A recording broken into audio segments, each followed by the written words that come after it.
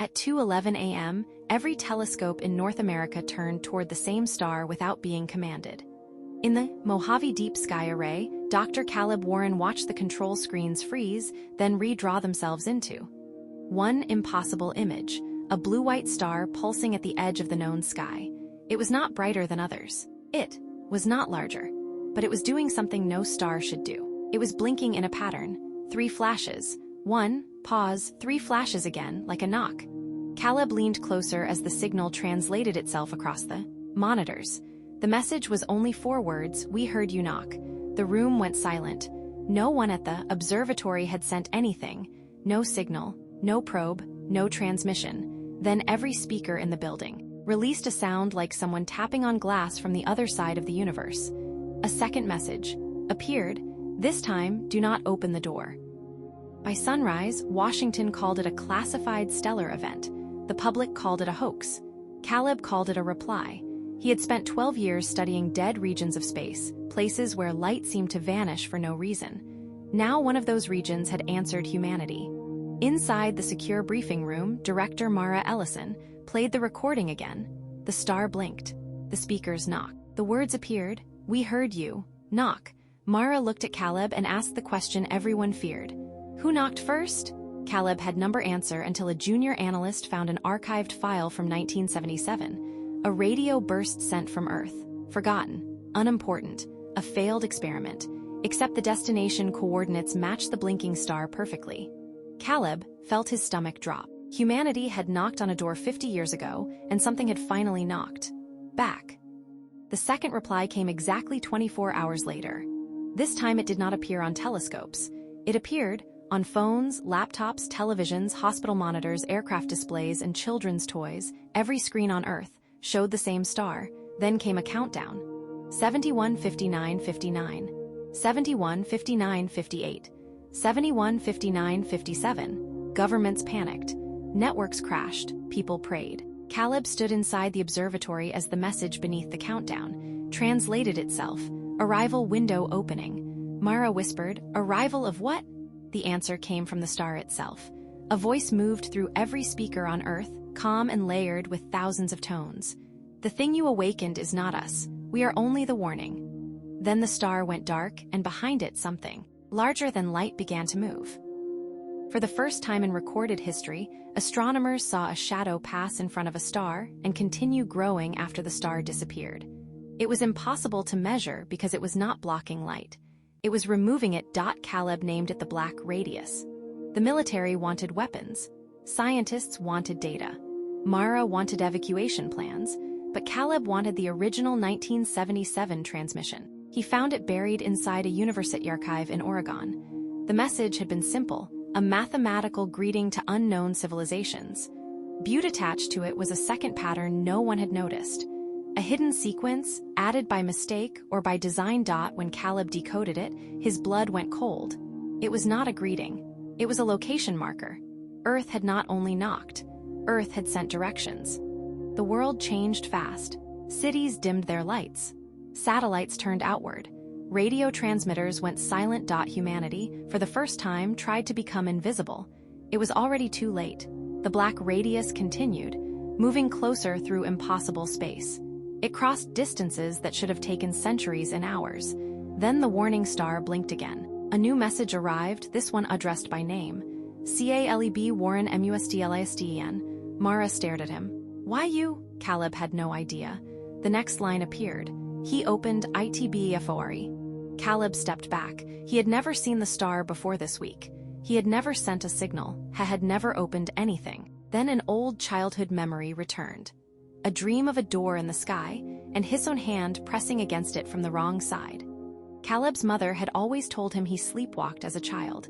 He would stand at windows and whisper numbers into the night. She thought it was grief after his father's death. Now those same numbers were appearing inside the stellar messages. Mara ordered a full medical scan. The results made no sense. Caleb's brain showed memory activity in regions normally silent. Not damaged, not diseased. Stored. Like a locket archive. Under hypnosis, Caleb repeated one sentence again and again. "The star is not far away, it is under us." Hours later, seismic stations across the planet detected a pulse from deep beneath the Pacific Ocean. 3 pulses. 1 pause, 3 pulses, the same knock. The star above and the Earth below were answering each other. The pulse came from a place officially labeled empty ocean. No islands, no trenches, no structures, yet deep scans revealed a perfect circular shape beneath the seabed, 300 miles wide. Not natural, not geological. Built. Caleb joined the expedition aboard the research carrier Horizon Dawn. As the ship reached the coordinates, the ocean became flat as black glass. No waves, no wind. Then something rose from below, a ring of pale blue light beneath the water, wide enough to swallow a nation. Myra watched from the command deck. Caleb heard the knocking again, but this time it came from inside his skull. A voice followed. "You're returned too early." The first drone descended 6 miles below the surface and died instantly. The second lasted 12 seconds. The third reached the ring.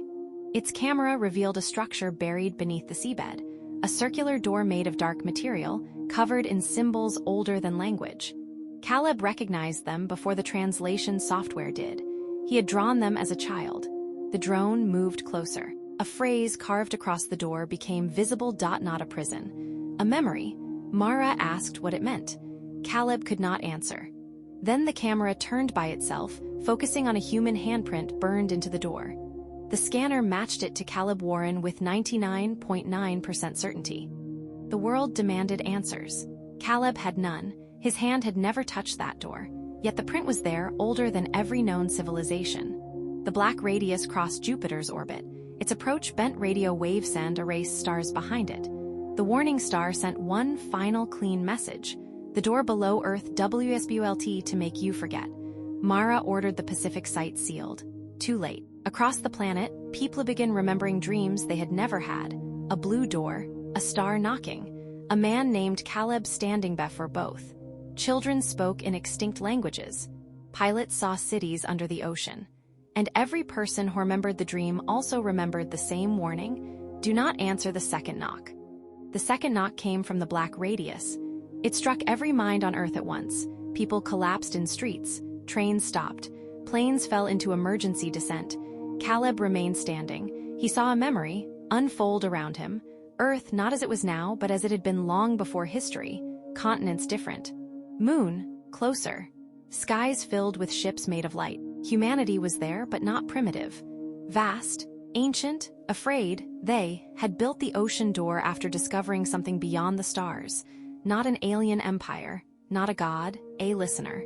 A thing that entered any world that became aware of it. The more a civilization understood it, the more real it became. Caleb woke on the floor of the command deck with blood on his lips. Mara knelt beside him, demanding what he saw. He told her the truth. Humanity had met the black radius before, not modern humanity. The first, humanity. They had realized knowledge itself was the danger. So they erased their own memory and buried the truth beneath the Pacific, leaving only a warning system in the sky. The star was not a star, it was a lighthouse. The ocean door was not a door, it was the lock on humanity's forgotten mind. Myra looked horrified. Then why is it opening? Caleb turned toward the black ocean. Because I remembered. The Pacific Ring erupted with blue light. Every ship in the area lost power. Deep beneath the water, the circular structure began rotating. Around the world, forgotten ruins activated. Stones in Peru, tunnels under Turkey, black towers buried below Antarctica. Humanity's erased past was waking up. The warning star blinked rapidly, but its light was fading. Caleb understood why. The black radius fed on recognition, and billions were now watching the skies. News channels showed it. Live streams tracked it. Governments named it. Every act of attention made it stronger. Caleb grabbed the radio and shouted the only order that mattered. Tell the world to stop looking up. No one listened at first. Fear is stronger than instruction. The black radius grew, larger every hour. It now filled a quarter of the night sky, a circular absence where stars should have been. People stared, from rooftops, beaches, deserts, and windows. Each watcher became a thread. Each thread anchored the thing closer. Caleb returned to his cabin and found a message scratched into the mirror, though no one had entered. You were made to close it. Beneath the words was a memory of his father, a man Caleb had believed dead, a man standing inside the Pacific door telling a younger Caleb, "When the world remembers, you must forget for all off them." Caleb's father had been part of the last secret order guarding the ocean door. The order failed the day the 1977 transmission was sent. They tried to correct it by hiding fragments of the lock inside bloodlines. Caleb was the final key. Mara found him, staring at the mirror. He told her everything. She did not believe him until the ocean door opened enough to reveal a city inside. Not underwater, not undurger. Ound, inside memory, towers made from forgotten histories, streets filled with faces humanity had erased. At the center stood Caleb's father, unchanged after 30 years. He looked through the opening and spoke one sentence. "My son," the listener has found the way back. The door did not open into space. It opened into humanity's hidden past. Caleb stepped through with Maribfor. Anyone could stop them. The city inside felt familiar and impossible. Every building. NG was built from Amory, a school from Caleb's childhood stood beside a palace. From a civilization no historian had recorded. People moved through the streets like ghosts, repeating moments that had been sacrificed. Caleb's father waited at the central tower. He explained the final truth. The black radius could not enter a world that did not understand it. So the first humanity erased itself, but modern humanity had become curious again, curious enough to invite it home. Mara asked why the warning star had not simply destroyed the signal. Caleb's father smiled sadly. "Because that lightho use is human." He led them to the top of the tower. Above the memory city floated thousands of sleeping minds connected in blue light. Guardians, volunteers from the first humanity who had given up their lives to keep watch across time. The star was their combined memory shining into space. Now it was Dingbekaz too. Many people had remembered. Caleb looked at the sleeping faces and understood the cost. To close the door, someone had to join them, not for years, forever. The black radius touched the moon. It made no sound, yet every ocean on Earth rose 3 feet in a single minute. Cities flooded, satellites vanished. The sky above the Pacific turned black. In the memory city, alarms made of human voices began screaming. The door was widening. Mara refused to let Caleb sacrifice himself. She argued there had to be another way.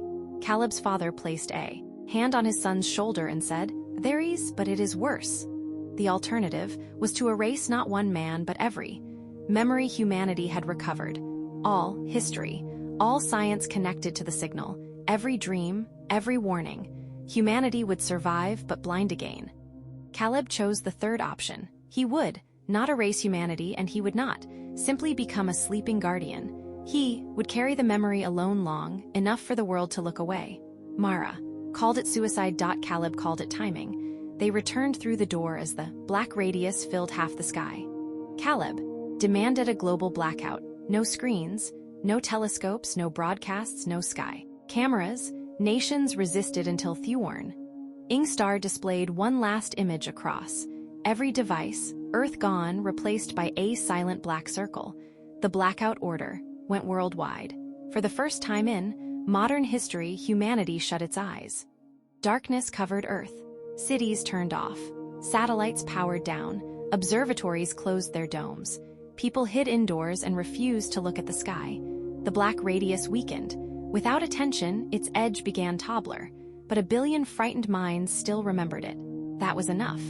Caleb stood on the deck of Horizon Dawn as blue light rose from the ocean door. His father appeared beside him, fading. "You cannot make them forget by force," he said. "You must give them something stronger to remember." Caleb thought of fear, then of childhood, his mother's voice, rain on windows, Mara laughing once before the world ended. He understood. The lock was not ignorance, it was love. Caleb stepped into the ocean light and opened every hidden memory inside himself. Not the warnings, not the terror, the human things, first steps, last goodbyes, weddings during storms, soldiers saving strangers. Children naming stars. Across Earth, people felt those memories like warmth in the dark. Fear loosened. The black radius shrank. Its hold weakened as humanity remembered life instead of the thing beyond it. The listener screamed without sound. The sky cracked around its absence. Mara watched from the ship, crying. as Caleb became a pillar of blue light connecting ocean, star, and every human mind. For 1 minute, Caleb held all of humanity inside him. Every memory, every grief, every hope. The weight should have destroyed him. Instead, it made him vast. He saw the listener clearly at last, not evil, not angry, simply endless hunger shaped by attention. It reached for him. Caleb did not fight. He looked away. That was the first true victory. Then he taught humanity to do the same. Billions of minds turned from fear toward each other. The black radius lost form. Stars returned behind it one by one. The warning star brightened again, not as a lighthouse of alarm, but as a quiet blue ember. The ocean door began closing. Caleb's body vanished from the deck, but his voice remained in Narration said, "Tell them not to search for me." She shouted his name until static swallowed him. Beneath the Pacific, the memory city folded inward. Towers became light. Streets became songs. The sleeping guardians opened their eyes for the first time in ages and bowed to the new keeper. Caleb stood among them, no longer fully human, not dead either. His father smiled proudly. "You did not close the door by forgetting," he said. Caleb looked toward Earth, glowing above the memory sea. "No," he answered. "I gave them something worth remembering." 3 days later, Earth restored power. The black radius was gone. Governments denied the scale of what happened, but no one believed them. Too many people remembered the warmth in the dark. Manny remembered a man made of blue light standing between Earth and the impossible. Mara returned to the Mojave Observatory. The warning star was still there, faint but steady. On her desk, she found Caleb's childhood notebook. It had been locked in his apartment across the country. On the final page, new words had appeared in his handwriting. "If it knocks again, do not answer with fear." Years passed, humanity changed in quiet ways. Telescopes were rebuilt with safeguards children learned the story of. The night the world turned off its lights. Caleb became myth, then legend, then something between science and prayer. Mara never stopped listening to the warning star. Every year on the anniversary, it blinked once, not a warning, a greeting. Then on the 10th anniversary it blinked twice. Mara froze. Across the observatory, instruments activated by themselves. A new signal arrived, not from the black radius but from some air beyond it. The translation appeared. Slowly, "We saw what your keeper did." Mara wanted to panic. Instead, she remembered Caleb's final lesson. "Do not answer with fear." She opened Anaro, reply channel approved by every safeGUA RD humanity had built. No coordinates, number invitation, not curiosity trap, only one. Human message sent into the dark, "We remember each other." The response came 8 minutes later. 1,000. Distant stars blinked blue at once. Not one. Civilization, many, hidden dots silent. Watch ING. They had survived by fear for ages. Now Earth had shown them another method. The universe was not empty, it was holding its breath. Mara stood beneath the open dome as dawn touched the desert. The blue stars faded into morning, but Ona remained visible longer than the rest. Caleb's star, her radio crackled. For a moment she heard his voice, soft and far away. "Mara," tears filled her eyes. "Are you still there?" A pause, then the answer. "Wherever they knock, I listen." The signal ended. Above Earth, the sky looked ordinary again, but humanity was no longer alone and no longer afraid in the same way. Samo, ray beyond distance, beyond memory. Caleb Warren kept watch beside the door. No one should open. And if the darkness ever knocked again, it would not find a frightened world waiting. It would find a world that remembered love.